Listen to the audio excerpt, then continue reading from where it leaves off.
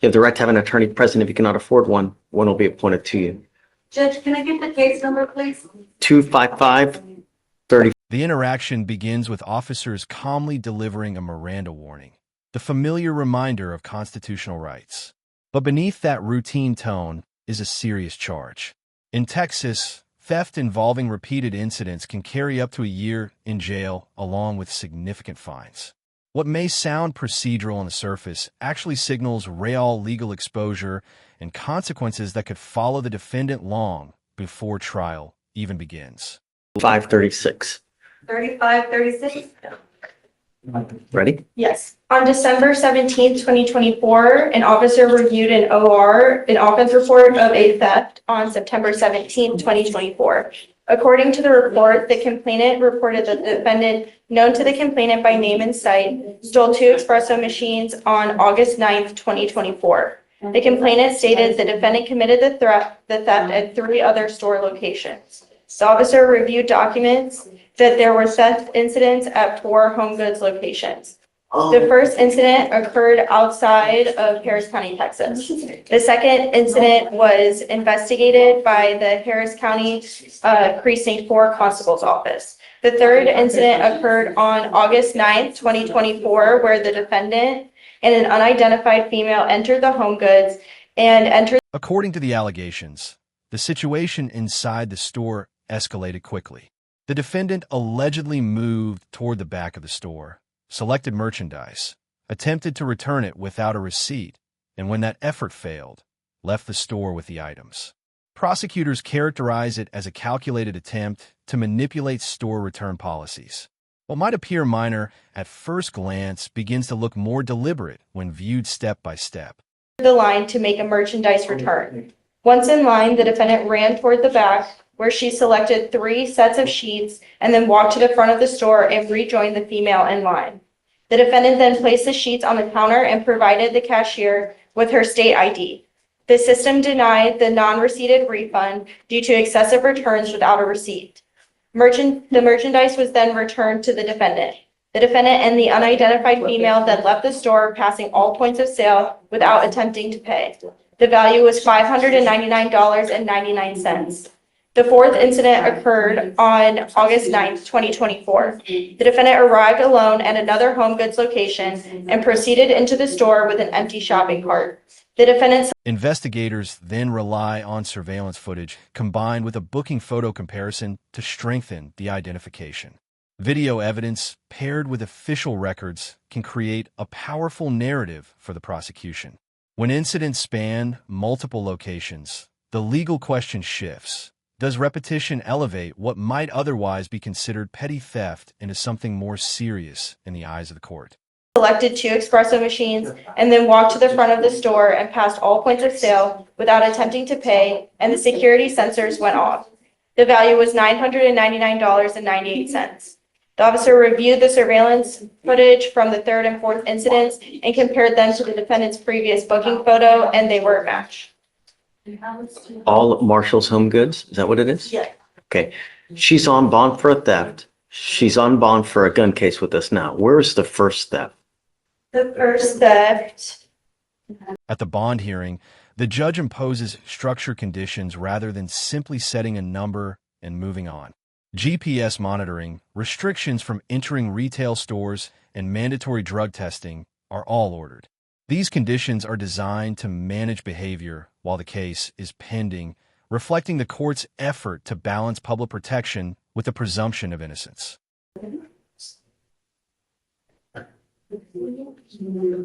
Is from a Walmart judge. $121. Ms. Beck, I'm going to find that there's probable cause to go forward with the case, and I'm going to tell you now, I will do everything in my power to protect every person, place, thing in this county.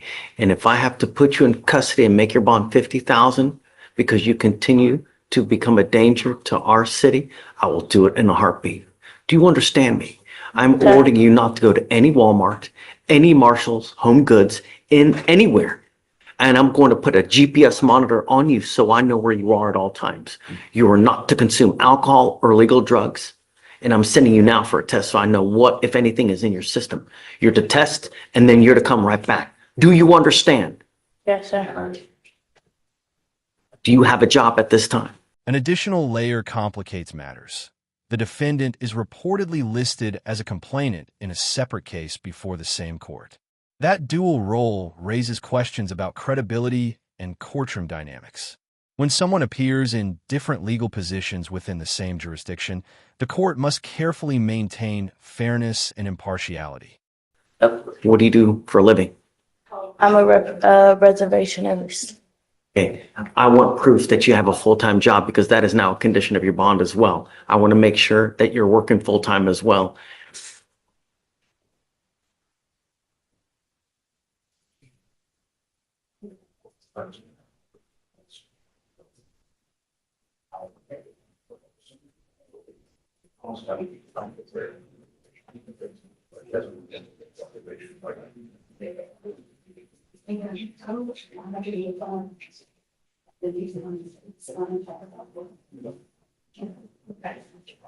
And Your Honor, the defendant is also a complainant in this court as well. I need to bring up, we've reassigned these cases so that we can deal with it, and so it's on separate prosecutors. Like, I have the other defendant's case assigned to me, and Abigail is assigned this case. I mean, She is you listed guys are, as so she is listed as the complainant in a separate case also in Court 5. in what regard? So she, Like in an assault or something like this of this nature? yes, it's an assault, Your Honor. And to Okay, avoid. so you divvy it up how you want. Yes. Yes. Because I don't want her to pick up fourth case. Right, No, we just want to Sure, make you that- aware, Your Honor. yes. I'm also ordering you not to be in possession of any weapons. Do you understand? These are your bond conditions. You violate these conditions, I'm going to revoke all of your bonds and I don't understand why you're having attitude. You have now 3 cases. You're rolling your eyes as if you have some kind of.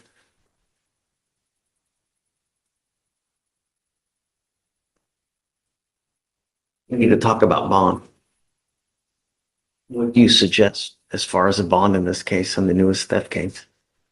We would suggest a surety bond on the case, Judge, and leave it up to your discretion in terms of amount, but I don't think a PR bond would be appropriate here.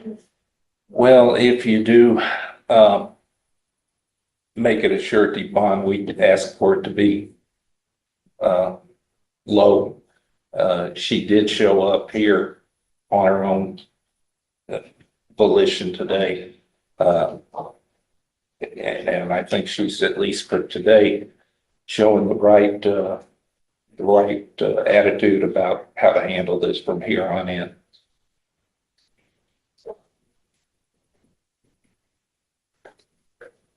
In an unusual procedural move, the court initially sets a monetary bond and then converts it to a personal recognizance bond to facilitate immediate drug testing. The adjustment illustrates how judges can modify bond structures in real time to ensure compliance with specific conditions. It underscores the flexibility courts sometimes exercise when trying to address risk factors before trial. Set your bond at $2,500. Cash surety. No more PR bonds. Do you understand?